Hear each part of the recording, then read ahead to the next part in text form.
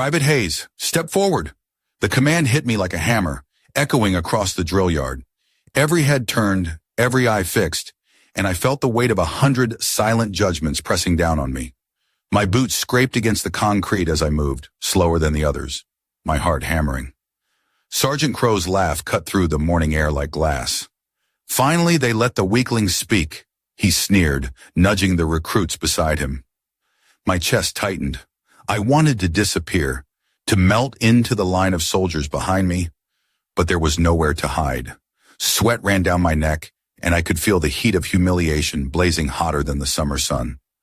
I had just dropped my rifle during inspection. Metal clanged across the yard like a death sentence, and Sergeant Miller's eyes narrowed into slits. "Do you even know how to hold that weapon, Private?" he barked, voice sharp enough to sting. I swallowed hard, trying to find words that wouldn't come. Behind me, Crow's smirk widened, his friends snickering at my faltering stance. "Watch her trip over her own feet next," someone whispered. The laughter and whispers filled every corner, embedding themselves deep in my skin. I thought that was the end of it. My credibility shredded in front of the squad, my confidence crumbling. But then there was Corporal Diaz, standing at the edge of the formation, silent, observing. He didn't intervene, didn't offer a word of comfort, yet his gaze followed me with a quiet intensity, like he could see something in me that no one else did. A flicker of recognition, a hint that maybe, just maybe, I wasn't invisible. I didn't know it yet, but that glance would matter more than anyone could imagine. Later, back in the barracks, the tension didn't let up. We lined our bunks for inspection, boots polished, sheets tucked tightly, and the weight of expectation crushing us all. Crow didn't waste a moment. "Bet she can't even fold her sheets right," he muttered loudly, ensuring everyone heard. A ripple of snickers followed. I clenched my hands behind my back, hiding the tremor of embarrassment. I didn't reply. I couldn't. But I squared my shoulders, adjusted the blanket with care, and silently vowed not to let this break me. Chow Hall was no refuge. Trays clattered, the smell of burnt eggs and reheated coffee filling the air. Crow leaned over, his grin sharp. "Careful, Private. Wouldn't want to spill your breakfast before the rest of the day humiliates you." Laughter echoed off the metal tables. I kept my eyes down, moving through the chaos, counting each bite as a small victory. And yet, in the corner of my vision, Diaz's quiet attention remained. That unspoken solidarity, his awareness of the unfairness, gave me a strength I couldn't yet name. Evenings were worse in their own way.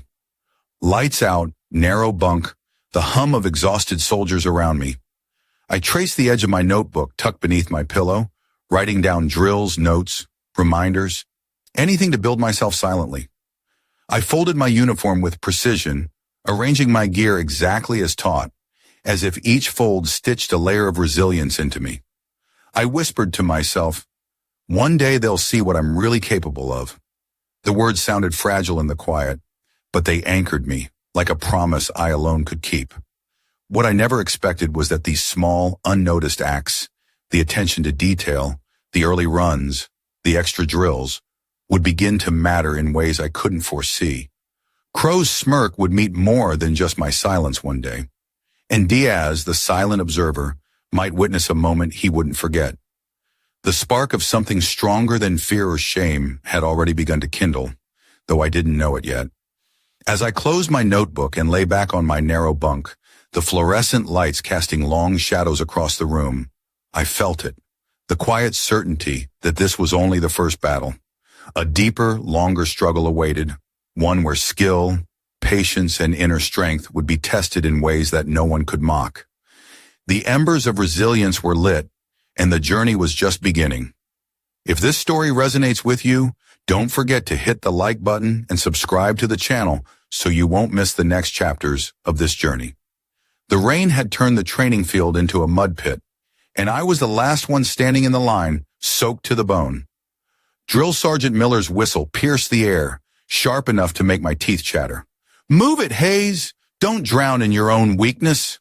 His words sliced through the storm. Crow laughed behind me, boots squelching in the mud. "Bet she'll be first to collapse," he shouted. The others snickered, but their laughter didn't reach me.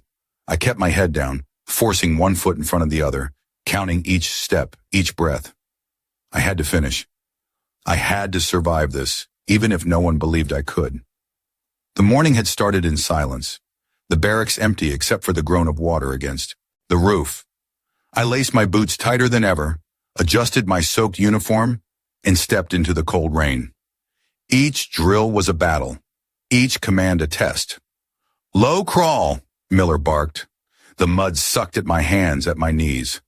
Crow made a show of sliding forward, triumphant when he rolled through cleanly, his smug grin impossible to ignore.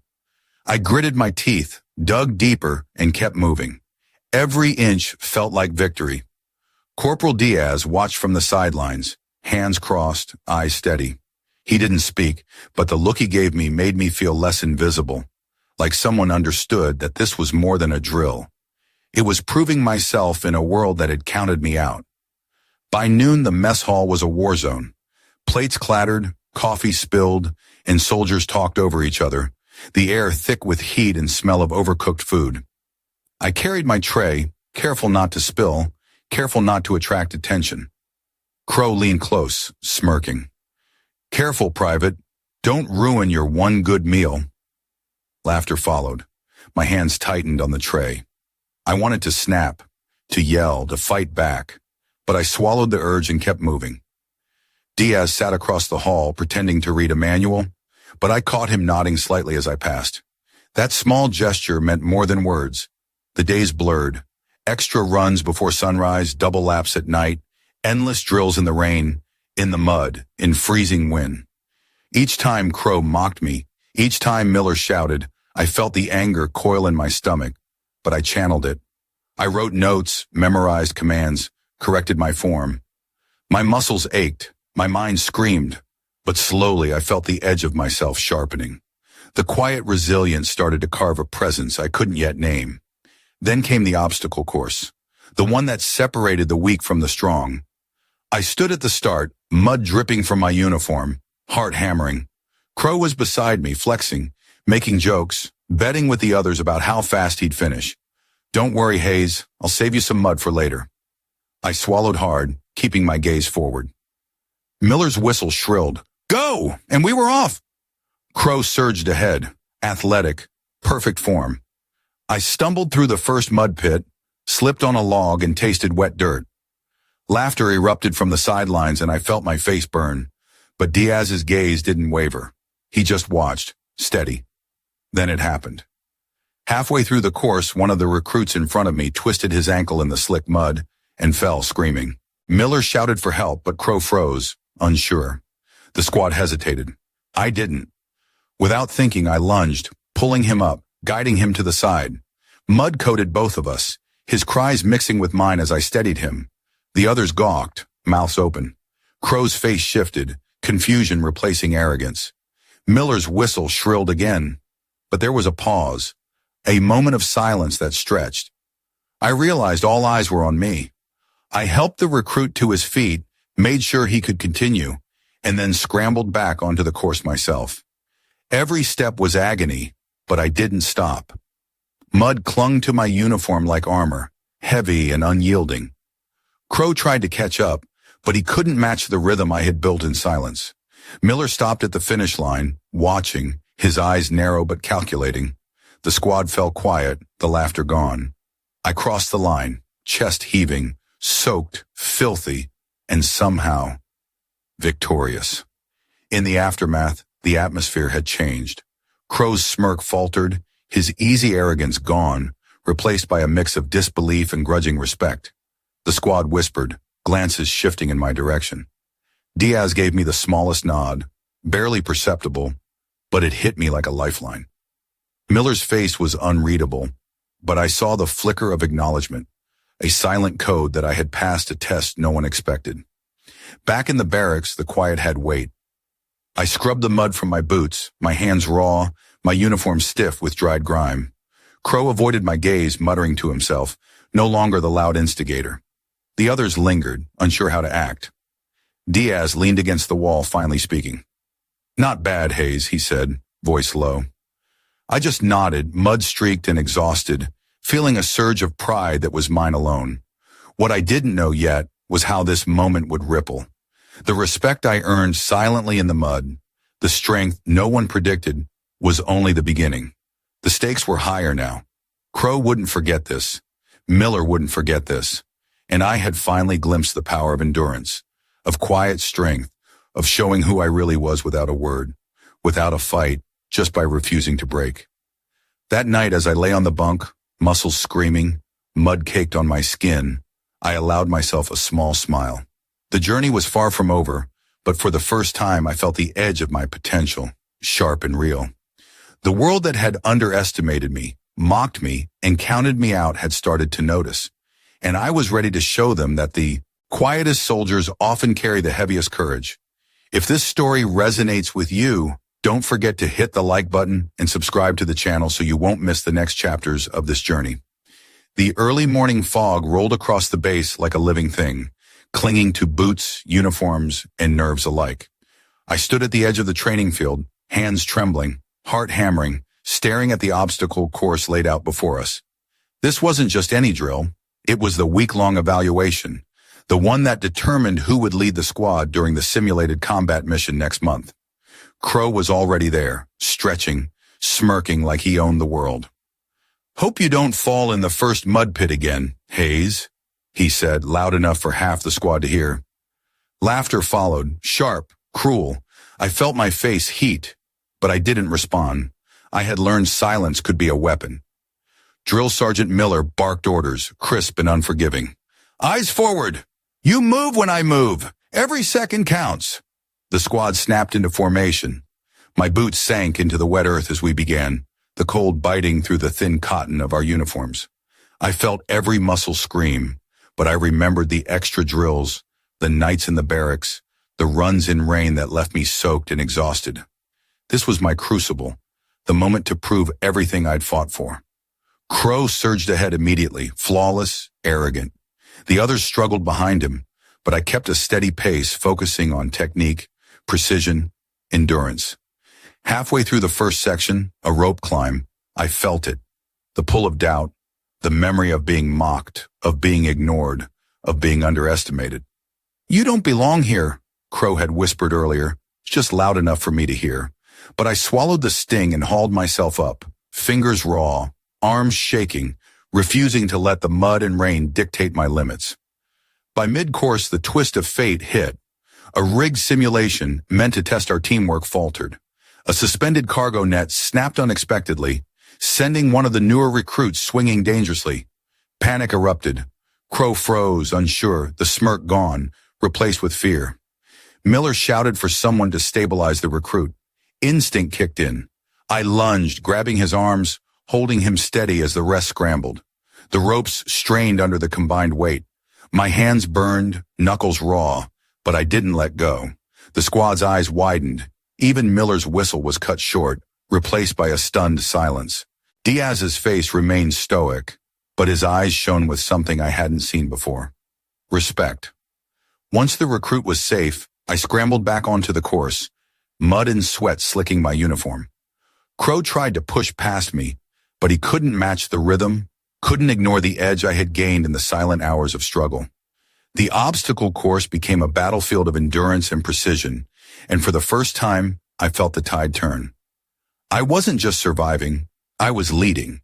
Every jump, every crawl, every step carried weight now, a rhythm honed by late nights and long runs. Then came the final challenge, the simulated mission, an exercise in coordination, strategy, and trust. Miller handed out the mock objectives. "You lead your squad," he barked. Crow's jaw tightened.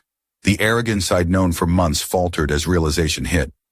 I caught Diaz's nod, subtle but unmistakable. He was behind me, watching, waiting. My squad shuffled into position. The simulation began, tense, chaotic, the rain making every move treacherous. Crow attempted to dominate, barking orders, expecting the squad to follow blindly. I didn't flinch. I gave clear directions, anticipating the hazards, guiding the recruits through every obstacle with precision. Halfway through, another twist, a communications breakdown. The radios died. Miller's whistle shrilled. Panic spreading. Crow froze again, hands in the air, eyes wide. I improvised signaling, coordinating movements with hand gestures, using the techniques I'd memorized in silent hours when no one watched. The squad flowed like a single unit under my lead. Miller's gaze was sharp, calculating. I could almost hear the unspoken question in his eyes. Did she just do that? The climax hit in the final stretch. A hostage had to be rescued from a simulated ambush, the scenario designed to test courage under fire. Crow hesitated, calculating, unsure, as the squad froze with him. I didn't think, I acted. I darted forward, weaving through the obstacles, pulling the recruit to safety, calling out directions, keeping the squad coordinated. The others followed instinctively. The enemy team paused, shocked at the sudden display of decisive leadership from someone no one expected. When I dragged the recruit behind cover, Miller's whistle sounded, but it was different this time. Not sharp, not mocking, but controlled, acknowledging the completion of the exercise. Crow's face was pale, his arrogance shattered, replaced by disbelief. For once, the mocking words, the jabs, the smirks had no weight. Diaz stepped forward quietly, clapping, a small, genuine smile. "You did it, Hayes," he said, voice low but firm. That was enough. Miller didn't speak immediately. He just stood, eyes narrowing, evaluating. Then a single nod. Respect. Recognition. I realized in that moment that everything, the rain, the mud, the ridicule, the doubt, had built to this. After the simulation, back in the barracks, the squad was unusually quiet. Crow avoided my gaze, muttering to himself. The others lingered, some tentative, some clearly impressed. I stripped the mud from my uniform, soaked through, exhausted yet exhilarated. Diaz handed me a clean towel silently. No words, just acknowledgement. That small act of solidarity carried more weight than any cheer. I felt seen, recognized, validated, not by luck or chance, but by effort, endurance, and quiet determination. That night, as the barracks settled into an uneasy calm, whispers circulated. The story of my leadership in the simulation spread, soft at first, then louder. Crow fumed in the corner, muttering insults that no one paid attention to. Miller's nod from the sidelines lingered in my mind. I lay on the bunk, muscles screaming, heart still racing, thinking about every grueling run, every mocking comment, every moment I had endured silently. It all led here. Every ounce of ridicule had sharpened me. Every doubt had forged strength. I realized then that transformation wasn't loud. It didn't require applause. It required endurance, resilience, and a refusal to yield when the world tried to break you. I had crossed that line. Crow, the squad, even Miller. They all recognized it now, even if silently. And I knew this was only the beginning. The storm wasn't over. Challenges would come. Battles that weren't simulations. Tests of character and skill in real-life missions. But I had discovered something essential. The quietest soldiers often carry the fiercest courage, and the underestimated can rise to lead when the moment demands it. As I closed my eyes that night, still sore, still exhausted, I smiled faintly. The power of perseverance had revealed itself. The squad would remember. Crow would remember. And more importantly, I would remember the strength I had earned for myself in mud, rain, in ridicule, in silence, in determination. The next mission, the next challenge, I would face with that same unshakable resolve. And somehow I knew that the quiet revolution I had sparked in that rain-soaked field was only the first step towards something far greater. If this story resonates with you, don't forget to hit the like button and subscribe to the channel so you won't miss the next chapters of this journey. The morning sun streamed through the barracks windows, catching dust motes in the air like tiny specks of gold. But there was no warmth in the mood, only tension. Crow sat in the corner, still simmering from yesterday's simulation, his pride bruised, ego wounded. He avoided eye contact with the rest of the squad, muttering under his breath. The others whispered quietly among themselves, casting glances at me, some hesitant, some curious. I could feel the shift in the air, recognition, respect, and yes, a little fear. Drill Sergeant Miller entered, his presence immediately commanding silence. He didn't speak at first, just scanned the squad with that piercing gaze that seemed to see through your soul. Crow's fidgeting caught his eye, and the sergeant's lips curled slightly in amusement. "Today," he finally said, "we see if yesterday was a fluke or the beginning of a change." The words were simple, but they carried weight, a subtle challenge. We marched to the training yard, boots striking the concrete in perfect cadence. My muscles were still sore from yesterday, but the adrenaline of recognition kept me moving. Crow's glares burned hot behind me, but I didn't look back. Diaz fell into step silently, a small nod acknowledging our shared understanding. That quiet support had grown into an unspoken alliance, and it bolstered my confidence more than any cheer could. The day's exercises were brutal, complex maneuvers with heavy packs, simulated ambushes, and unpredictable terrain. Crow tried to assert dominance at every turn, barking orders that were ignored or misinterpreted, his frustration growing by the minute. I kept my focus, my voice calm but firm, guiding the squad, anticipating hazards and keeping everyone moving. Slowly, steadily, the power dynamic shifted. I could sense the others' trust growing, hesitation giving way to reliance on my lead. Lunch in the chow hall was tense. Crow sat alone, pushing his food around the tray, muttering insults under his breath. Others avoided him, some stealing glances at me as I quietly ate with Diaz, our conversation light, measured. "You handled that last drill well," Diaz said, voice low. "Not many would have stayed calm under that chaos." I shrugged. "Had to. No one else was going to." His nod was all the acknowledgement I needed. Afternoon drills escalated to a scenario designed to test tactical thinking and split-second decisions. Crow tried to sabotage my instructions subtly, redirecting recruits, whispering doubts. But the squad no longer wavered. Every hesitation I had endured before had honed my instincts, and I countered each of his moves without raising my voice. The tension was electric, every step measured, every glance charged with unspoken challenge. Then the climax struck, a sudden, unexpected situation. The simulated mission required splitting the squad, one group to flank, the other to secure a hostage. Crow was assigned the secondary team, expecting to shine. The moment we separated, the mock ambush escalated. Crow's group was caught off guard, trapped by an improvised obstacle. His shouting reached us, panicked, commanding, pleading. I didn't hesitate. I signaled my squad forward, maneuvering to rescue them. Crow's eyes widened when he realized I was leading the operation. Decisively, effectively, without hesitation. We extracted his team flawlessly. The mock hostage safe, the squad intact, the mission a clear success. Silence fell, only broken by the whistle of Miller, slow, deliberate, acknowledging the flawless execution. Crow stood frozen, his arrogance stripped away, replaced by a thin veneer of embarrassment and shock.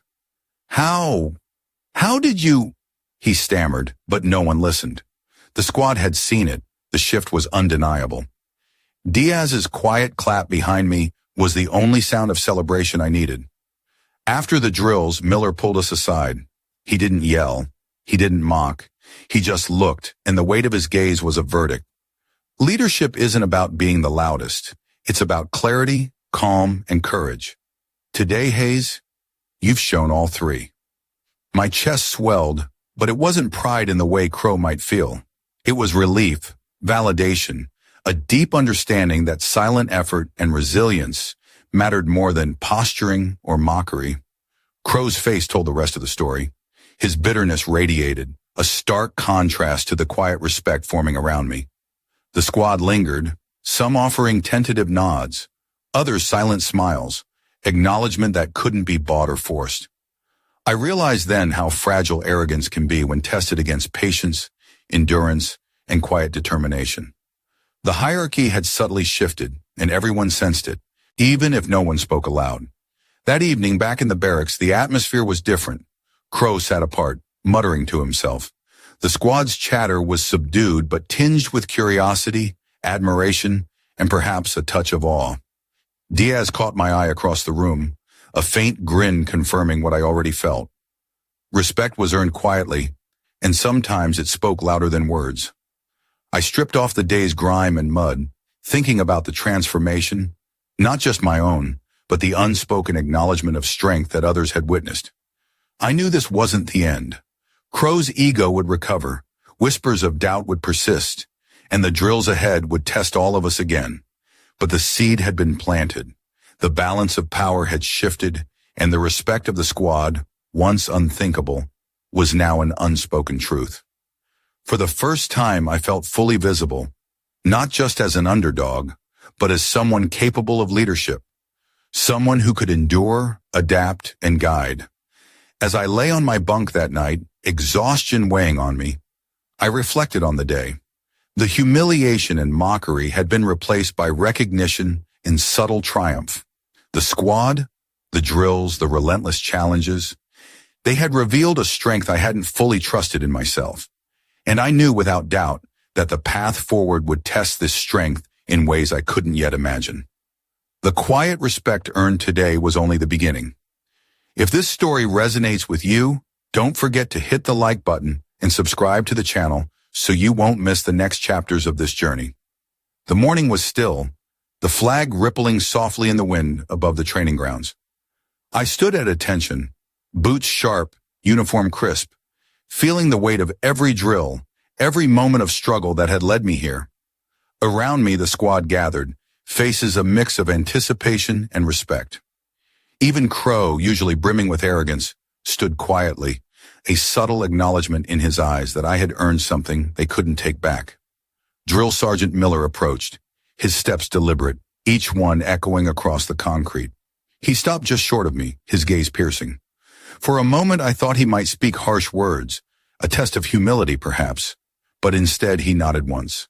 Slow, deliberate, as if the respect he granted was earned not by shouting or rank, but by endurance, clarity, and courage. My chest tightened with emotion I didn't expect. Pride, yes, but also a deep, quiet satisfaction that the journey had been witnessed and validated. The squad fell into formation for the final inspection of the training cycle. Boots aligned perfectly, rifles gleaming, sweat and dirt marking the evidence of long hours and relentless drills. I could feel the collective pulse of the unit, a rhythm forged through shared struggle, tension, and now recognition. Diaz caught my eye, his subtle grin a reminder of the quiet support that had mattered more than anyone could know. Then came the moment that would seal the chapter, a mock tactical exercise with a twist. Unexpected obstacles, sudden hostage scenarios, split-second decisions. Crow, now tempered but still competitive, was assigned a lead role, expecting to outshine me. The simulation began, chaos erupting in perfectly timed sequences. And yet, instinct and experience guided me. I moved decisively, communicating clearly, directing the squad with calm authority. When Crow's team faltered, I stepped in, orchestrating a seamless recovery that left everyone watching in the stunned silence. The shift was undeniable. The underdog had become the one to follow. As the exercise ended, Miller blew his whistle, the sound slicing through the tension like a verdict. "Hayes," he said, voice carrying across the yard. "Today you led with precision, courage, and integrity. Remember this feeling. It's earned, not given." Around me, the squad's eyes were wide, some nodding in respect, some silently processing the reversal they had witnessed. Even Crow's rigid posture softened slightly, a grudging acknowledgement that hierarchy and bravado mattered little against proven skill and quiet determination. Later in the barracks, the atmosphere was transformed. Conversations were lighter, laughter mingled with respect, and small gestures, sharing water, checking gear, nods in passing, spoke volumes about a shift in trust and camaraderie. I reflected on the journey, from humiliation and doubt to recognition and subtle triumph. Every sleepless night, every extra drill, every moment of quiet endurance had led to this fragile but unshakable victory.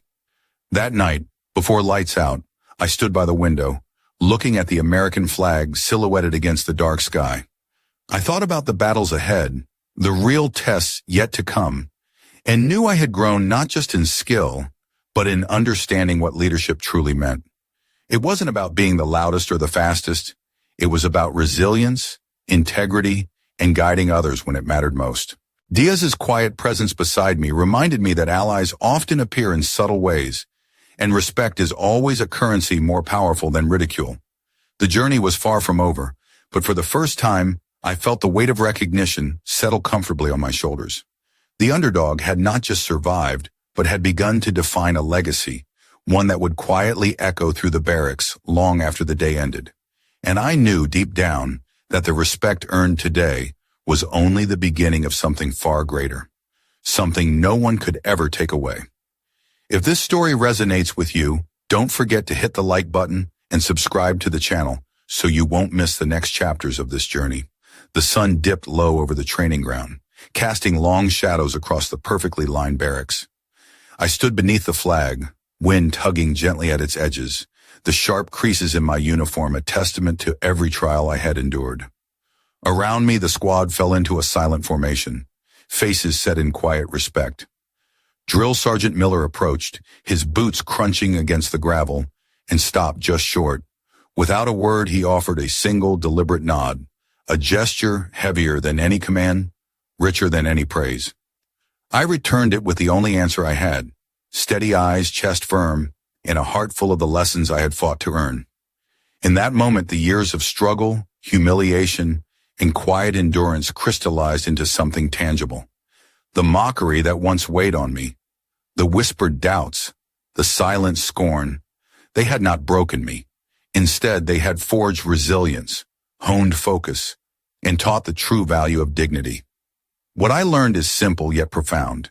Injustice may test you, prejudice may sting, and silence may loom. But courage, perseverance, and integrity will always shine brighter than ridicule. Actions speak louder than words, and what doesn't kill you makes you stronger. It wasn't just about proving the naysayers wrong. It was about realizing that leadership, honor, and brotherhood are earned through respect, patience, and quiet strength. Diaz's small, supportive gestures, the squad's evolving trust, and even Crow's humbled recognition reminded me that every human connection matters, every choice leaves a mark, and the spirit of equality and shared humanity endures when we act with courage. If this story has moved you, I invite you to share your thoughts or experiences in the comments below. Like this video to show support for stories of resilience and honor, and subscribe to our channel for more narratives that celebrate the triumph of courage and dignity over adversity. Remember, every journey matters, every struggle teaches, and every comrade, seen or unseen, leaves a lasting imprint on the heart.